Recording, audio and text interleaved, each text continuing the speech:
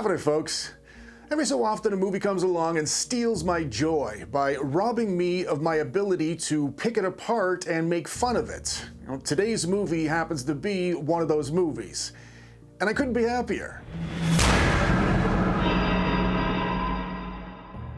Stopmotion is a 2023 British psychological horror film. This is director Robert Morgan's first feature-length film. Prior to this, he'd made about a dozen short films, all of which featured stop-motion animation. This movie stars Irish actress Aisling Franciosi, who is quickly becoming one of my favorite people. You might know her from her jaw-dropping performance in 2018's The Nightingale, or more recently as one of Dracula's undead brides in 2023's Last Voyage of the Demeter. After my first viewing of today's movie, I knew it was something I had to investigate further. Now, after my second viewing, I am just straight up declaring myself a fan. As usual, I'll be breaking this plot down into 3 acts and summarizing things for you as I see them. Oh, and finally, there's a lot of buzz online right now about the meaning of the egg symbolism in this movie. Even the director's refusing to comment on the subject, and in this day and age of over-explanation, I kind of love that. Anyways, I'm going to share my interpretation with you at the end of the review, and I bet you $5 I'm right.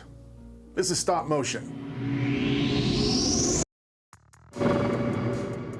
After some imagery of a mysterious blue shimmering egg, the movie opens with a tight close-up of Ella as she's positioning a stop-motion puppet. We hear air passing in and out of her nostrils to immerse us in the type of tense, precise environment stop-motion animation requires. We're then shown Ella's serving as the hands in the operation as her mother instructs her verbally from behind, fractions of a millimeter at a time. Her mother, Suzanne, is a legend in stop-motion animation, and the years of work predisposed her to the arthritic hands that no longer serve her in her art. The movie they're making is about a cyclops. Suzanne's wish is to complete this one last film, and Ella's bearing the brunt of her frustrations. On reviewing the day's footage, Suzanne decides it's subpar and tells Ella they'll have to redo it. This prompts Ella to suggest perhaps she could help her mother come up with some new ideas. And her mother's face tells us she thinks that idea is absurd. To drive the point home, the following morning, Suzanne's waiting for Ella to come downstairs.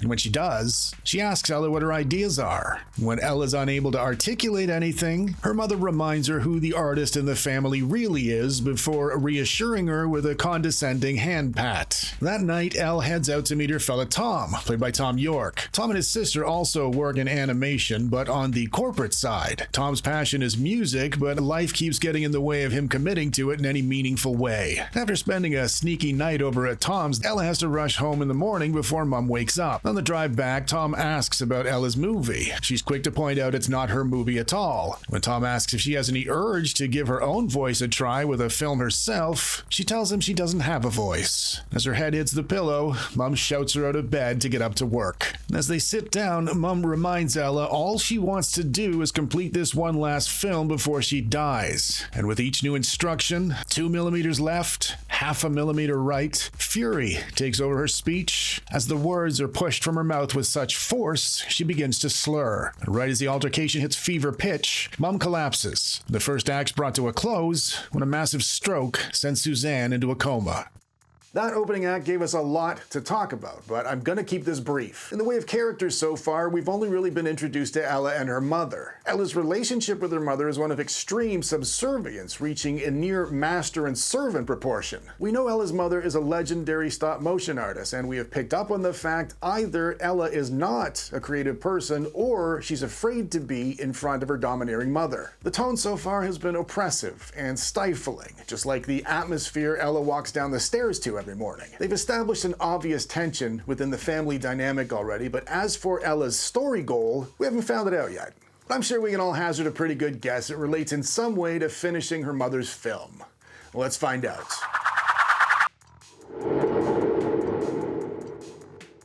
Act 2 kicks off in the hospital, and Ella's so unaccustomed to seeing her mother without a scowl on her face, she tells the nurse she doesn't look real. Back in Tom's apartment, the shock of what's happened causes Ella to see her mother as a meat puppet collection of random sections of dead flesh. Later on in bed, Ella's kept awake by the obsessive thought she must finish her mother's movie. Not wanting to work where her mother collapsed, Tom arranges an empty apartment for her to set up her stop-motion studio. And as she's lugging all the equipment into the apartment, she meets a young girl in the stairway, but they don't speak. As soon as she's set up, she's immediately hit with the reality she has no idea what to do. She tries, and eventually she gives up. She flies out of the apartment, presumably to quit, when something makes her turn around. And she's followed by the little girl from the stairwell. The nameless little girl's precocious and forward, and she asks all the right questions about stop motion. When she asks Ella why she does something so difficult and tedious, Ella tells her she's good at it, and it makes her feel like she's bringing something to life. She shows the little girl her mother's movie and explains it's a story about a giant who traded one eye for the ability to see the future, only to find out they were limited to seeing only their own death. And this maybe tells us director Robert Morgan's a fan of 80s sci-fi fantasy movies, given the movie Krull featured a cyclops named Rel who suffered this exact fate. The little girl tells Ella the story is boring.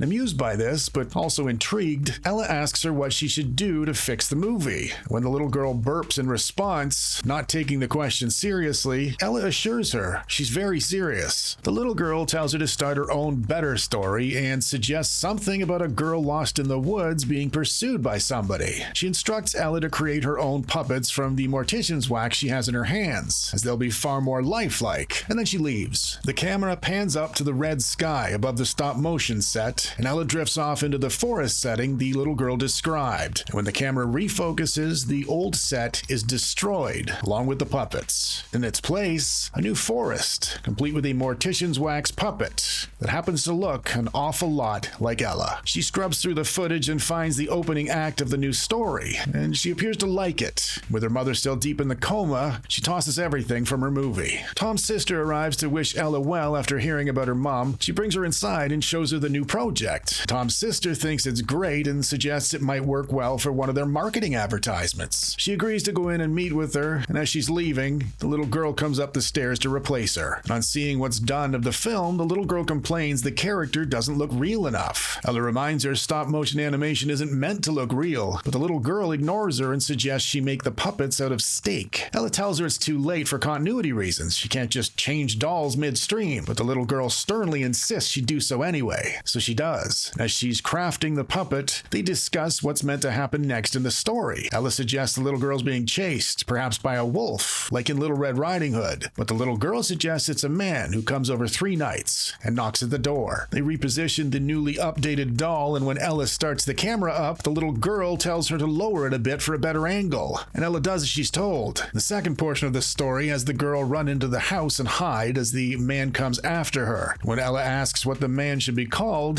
the little girl lifts the first thing that comes to her hand, which happens to be ash from an ashtray, and the character is dubbed Ashman. That night, the little girl wakes Ella up and brings her outside to inspect the corpse of a fox to build the next puppet with. Ella refuses and reminds the little girl this is her story, but the little girl reminds her who's been coming up with the plot thus far. The little girl storms off, telling Ella to finish the story herself, and when she tries to, she can't get a single word out. So she goes to visit her mom, and she apologizes for not being able to finish her movie. With a hint of pride, she says she started her own story, but the pride leaves quickly when she points out the story isn't actually hers. And she ends the visit reminding herself she can't do anything without somebody else telling her to. That night, she gets all dolled up and heads into a club to ask Tom's sister if she has any drugs. When they met back in the apartment earlier, Tom's sister said she does her best animating work when she's high. Ella's desperation to create drives her to giving drugs a try. While she's tripping balls around the bar, a fight breaks out, which would normally be a nightmare for somebody on drugs, from what I've heard. But Ella becomes infatuated with the man's open wounds, till the little girl leads her out of the party and back into the forest. The little girl sits mockingly repeating what Ella's said into the tape, which is exactly nothing. When Ella says talking to yourself is the first sign of madness, the little girl says, "Look who's talking." And it would appear the narcotics have assisted Ella in realizing the little girl is not real. They bring the dead fox inside and get to work. And the finished product is delightfully macabre. As per their agreement about the dead fox, the little girl gives Ella the next section of the story, which has the girl trying to hide from the Ashman, but he sees her. As they're filming the scene, somebody rings her doorbell. And of course, it is the Ashman,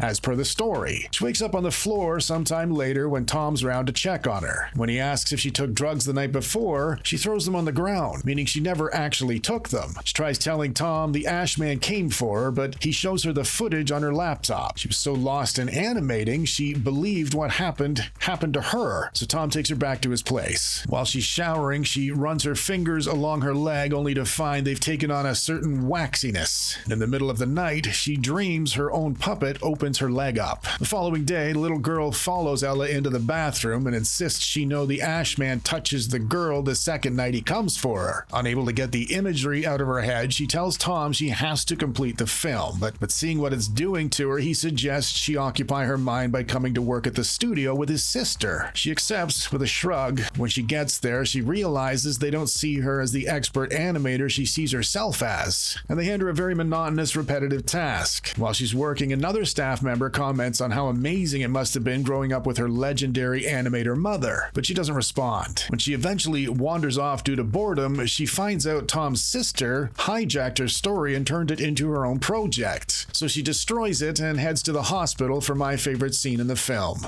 She takes a photo of her mother's hand, then moves it ever so slightly before taking the next one. Then, in a one-sided conversation, she asks her mother what happens when her art starts taking on a life of its own, because she's afraid to stop working on it, and she's afraid to keep going. Mother points out she was always able to handle that part, but poor Poppet won't be able to. If you turn the volume up enough here, you'll realize Mother called her Puppet, and she does it again when Ella tries standing up to her, pointing out she has a life to live whereas her mother no longer does. But true to form, Mother reminds her she's just a puppet caught up in her own strings, unable to function without somebody else in control. The conversation ends with Mother saying once the story's over, the puppets always get put back into their box. Then back in the apartment, Ella and the little girl fight, as Ella's charged up from her hospital visit. She changes the story from the man touching her to the girl escaping. And as she's writing this scene, the Ashman emerges from the table, and Ella's reduced to crude mortician's wax. She does not get away, and the Ashman stuffs an emerald egg into her throat, and she accepts it. When she collapses to the floor in pain, the little girl gives her a well-placed "I told you so" about her efforts to rewrite her own story. She wakes up in the hospital with a gash on her leg and a cut on her forehead. Tom arrives at wit's end from his girlfriend's recent shenanigans, but he's still trying to help. He suggests she put the movie aside and maybe in a while they could work together and he could make the music. For the first time in the movie, Ella spits a bit of venom, telling Tom he's not a musician. He only puts on a suit and goes to work every day, indirectly declaring herself the artist he'll never be. In response, he gives her a healthy dose of fuck off and threatens to clear out the apartment and delete the entire movie, but she convinces him they'll do it together in the morning.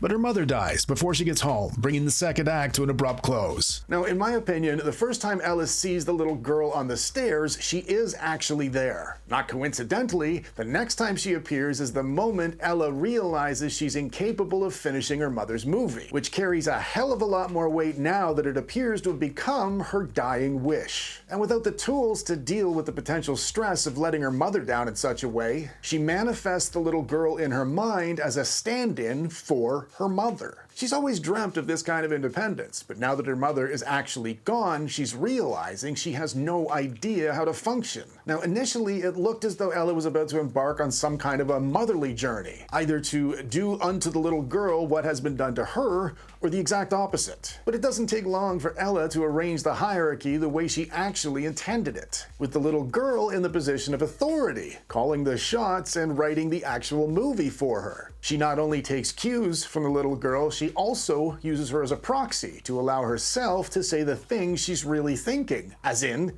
she doesn't like her mother's movie. And then, when the little girl starts dictating a new story about a man following a girl that's lost in the woods, it's surprisingly plain and uninventive, until you remember it's actually coming from Ella, who's not a creative person. Even the Ashman's name was the first thing she saw when she looked around the apartment. But she doesn't care anymore because she has convinced herself it's coming from somebody else, and that allows her to function again.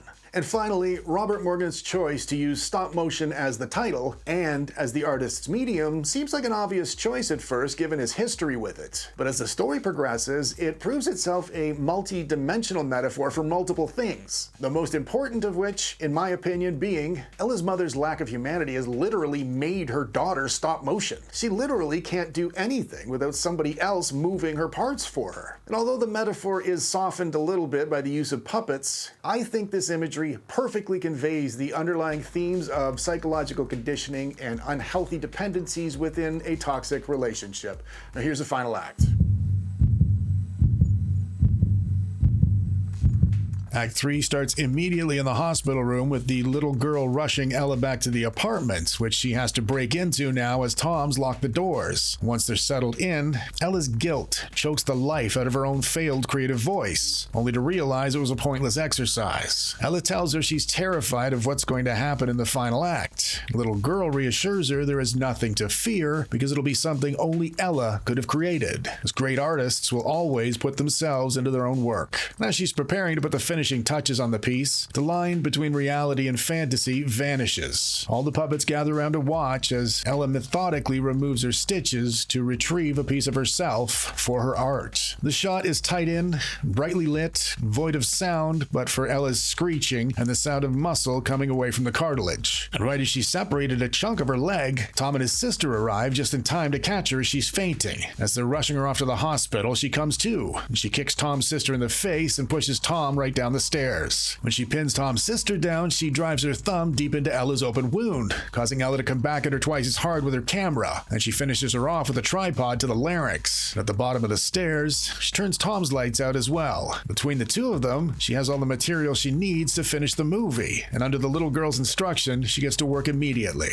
Adorned in meaty donations from Tom and his sister, the Ashman takes on a life of its own, as every artist hopes their work will. The egg imagery makes a return. The Ashman turns on Ella immediately, and she becomes wax, which the Ashman, her creation, devours. And as she's being eaten, the egg cracks open, notably from the inside. Ella and the little girl bring the story to a close in a life-sized, painfully reconstructed version of the stop-motion set. The pair watch a video of Ella, sprawled out pale and lifeless on the floor, in a pool of her own blood as she expires. At which point, Ella smiles at the little girl who is finally happy with the film. The movie ends with Ella, the puppet, content for the first time, climbing back into the box she's always belonged in.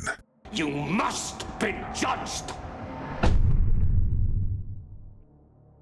I'm not going to imply this movie is perfect, nor am I going to say it breaks any real new ground. Obsessive artists losing control storylines are a dime a dozen, and most of them aren't worth watching in my opinion. The ones that do get it right though, like 2010's Black Swan, are a fantastic way to illustrate an artist's commitment to their art. Stop motion effectively stylized intergenerational trauma and dependency in a way that invited you to join the main character in her gradual descent. And you can see this ending two ways, and as I see it comes down to that egg I mentioned at the start of the story. There's an old proverb: if an egg's broken from the outside, it means death. If it's broken from the inside, life begins. Great things always begin from the inside. By the end of this film, we can assume Ella's dead, but that egg cracked outwardly, and she smiled, climbing into the puppet's box. And to me, this is a happy ending, because she died free of illusion, and free of the guilt of not being able to thrive as a person she never really wanted to be in the first place.